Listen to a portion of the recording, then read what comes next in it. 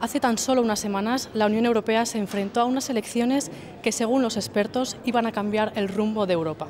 Ahora que ya conocemos los resultados, ¿qué puede esperar el Comité de las Regiones de la cooperación con el nuevo Parlamento Europeo?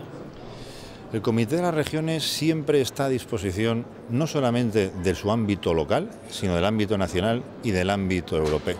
Por lo tanto, nosotros desde las regiones lo que tenemos que hacer es trasladar la inquietud local, la inquietud autonómica regional, a esos ámbitos estatales o europeos, supralocales, por decirlo de alguna manera, suprarregionales, para que se tengan en cuenta. Una cuestión muy importante es que, por ejemplo, hay muchos casos más, pero le pongo el ejemplo.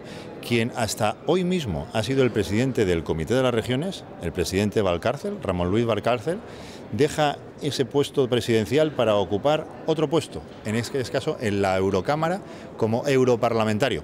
Por lo tanto, tendremos el caso de nuestro presidente del Comité de las Regiones, que estará dando conocimiento y dando valor añadido también al Parlamento Europeo desde el Comité de las Regiones.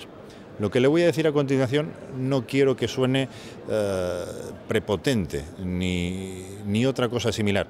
Lo hago con mucha humildad, pero creo que el que el Parlamento Europeo se puede beneficiar más del conocimiento del Comité de las Regiones, porque es la realidad de cada día, que el Comité de las Regiones del Parlamento Europeo. Obviamente no se pueden comparar unas y otras instituciones, pero quien puede salir ganando mucho de la realidad, hablando precisamente de la realidad de las elecciones europeas, es precisamente el Parlamento, gracias a la contribución del Comité de las Regiones. Y ya para terminar, ¿cuáles son los objetivos que se ha marcado su región, las Islas Baleares, para esta próxima programación financiera 2014-2020?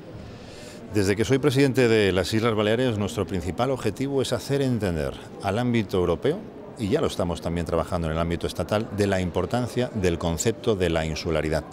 Baleares son unas islas en el centro del Mediterráneo, que tienen muchas ventajas y muchas características positivas, pero también tiene un gran inconveniente, que es el concepto de la insularidad. Nuestros productos, nuestros empresarios tienen un sobrecoste en cuanto a entrada de materia prima y un sobrecoste en cuanto a exportación de la materia prima. Nuestros ciudadanos tienen un sobrecoste en cuanto a la movilidad para moverse hacia la península, hacia el continente, con respecto a otros ciudadanos españoles que su movilidad es mucho más cómoda, mucho más fácil, mucho más práctica y mucho más económica.